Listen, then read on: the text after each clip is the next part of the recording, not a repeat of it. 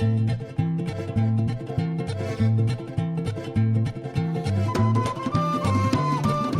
then, Diane from BA. This is the Rorshok Arctic Update from the 25th of June, 2024. A quick summary of what's going down north of the Arctic Circle. The militarization of the Arctic has been focused on NATO and Russia, but new defense agreements are also being made. As reported by the Canadian news agency CBC on Thursday the 20th, defense ministers from Canada, Norway, and Germany met in early June to discuss a trilateral defense and security partnership covering the North Atlantic and the Arctic. The agreement would create combat platforms for each of the three nations to protect the North Atlantic and Arctic. As part of this deal, Canada has been invited to join the existing submarine joint program between Germany and Norway.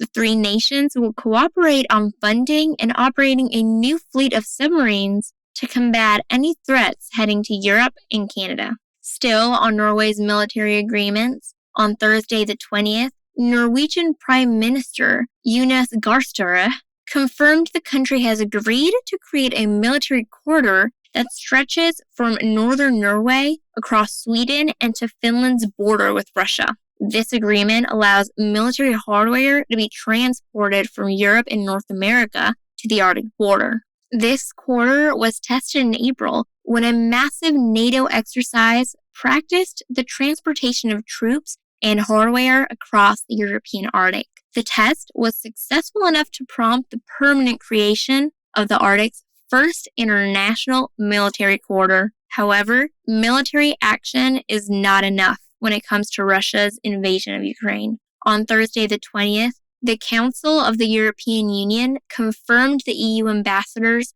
have agreed to impose a ban on the re-export of Russian natural gas, which accounts for about 20% of gas moving through Europe. These sanctions will take effect in March 2025. In response, Russian energy giant Novatek announced on Thursday that they are assembling a new fleet of ice-class ships. These ships will use the melting Arctic Ocean to transport gas from the Arctic to markets outside the EU, allowing Novatek to bypass the ban and avoid any significant loss of business. Apart from oil and gas, rare minerals are among the Arctic's most crucial industries.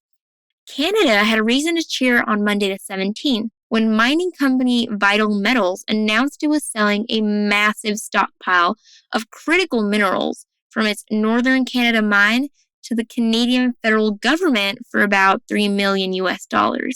This is a huge decision because in December, Vital Metals planned to sell the stockpile to the Chinese government. The initial decision sparked a backlash from the Canadian government, which aimed to establish a source of rare minerals independent of Chinese influence. The purchase will be transferred to the Saskatchewan Research Council, which plans to process and deploy the minerals within Canada, keeping this vital resource under domestic control. Along with protecting its mineral supply, Canada is also protecting its natural land. On Wednesday the 19th, the Canadian federal government announced the creation of a new conservation area in the northern Yukon Territory. The Aullaviat and Anguniarvik Traditional Conservation Area is 8,500 square kilometers, about 3,300 square miles large, and has been given over to the local indigenous Inuvialuit people to manage. The territorial government, along with various philanthropic organizations, has contributed about $10 million to create programs and jobs for the Inuvialuit community to manage and monitor the area. To know more about this land and why it's so important for the Arctic ecosystem, check out the link in the show notes. Alaska has a different strategy for protecting its environment. Caribou herds, once vast, have declined by almost 90% in the last 20 years. To address this, the Alaska Department of Game has been culling bears over the past year, hoping to boost caribou populations by reducing their predators. On Saturday the 23rd, the department released data from the program's first year, showing that after hunting around 80 bears in Alaska, calf survival rates for caribou have doubled compared to the last decade. While this suggests the bear hunt is effective, Biologists working with the Department of Game argue that the strategy is short-sighted, emphasizing that the real threat against the caribou in Alaska is climate change. A rare mystery in Canada's Arctic has garnered significant research attention in recent months. As we discussed in our previous show, the growler bear, a hybrid between polar bears and grizzly bears, is rarer than previously thought. On Thursday the 20th, new research by the University of Manitoba, published in Conservation Genetics Resources, unveiled the origins of these bears. The study found that every known growler bear descends from the same female polar bear.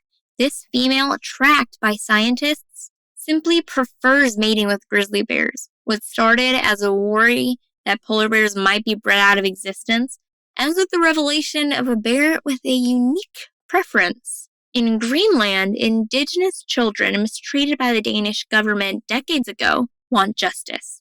On Friday the 21st, Greenlandic news agency Sermitsiaq reported that lawyer Mads Pramming filed a suit against the Danish government, demanding compensation for 4 Greenlandic Inuit who were forcibly taken by the Danish government from their families without parental consent and adopted by Danish families between the 50s and 70s. He seeks about $1 million in compensation for the victims. Pramming has prepared a court summons to escalate the fight legally in case the government doesn't respond soon.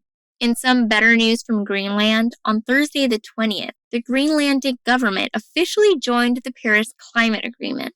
A ceremony held in Greenland's capital, Nuuk, also involved the Greenlandic and Danish governments signing a new cooperation deal to ensure that Denmark supports Greenland's needs in international climate negotiations. By joining the Paris Climate Agreement, Greenland commits to reducing harmful emissions, protecting biodiversity, and limiting global warming.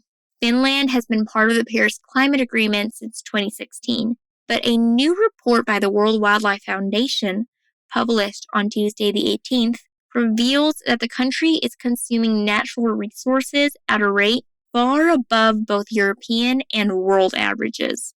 Despite committing to reducing resource use to sustainable levels by 2030, the report shows that Finland uses over 35 tons of raw materials per capita, more than 7 times the global average. To become a sustainable nation, the country must reduce its resource consumption by over 70%, but there are currently no government plans to achieve this. Moving on, Arctic communities rely heavily on fish for both sustenance and income. The latest report from the joint Norwegian and Russian research group, released on Friday the 21st, brings concerning news. It recommends significant reductions in quotas for all major fish species in the Arctic, following annual cuts over the past 3 years. The only silver lining is an increase in young fish populations over the last year, indicating that previous quota reductions are aiding recovery. Nevertheless, fishermen across the Arctic face the challenge of making a living with the lowest fishing quotas since the record low of 2003. Up next, the Icelandic Meteorological Office issued a statement on Monday the 24th, confirming that the volcanic eruption in southern Iceland, which began nearly a month ago, has finally ended.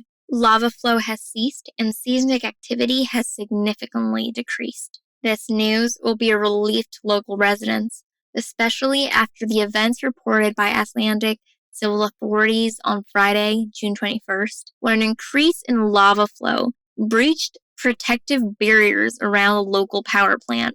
Emergency services had to intervene to prevent a potentially serious incident. The Sundsnukur volcano has erupted 5 times since last December, and it remains uncertain whether this marks the end of Iceland's recent volcanic activity or if another eruption lies in wait.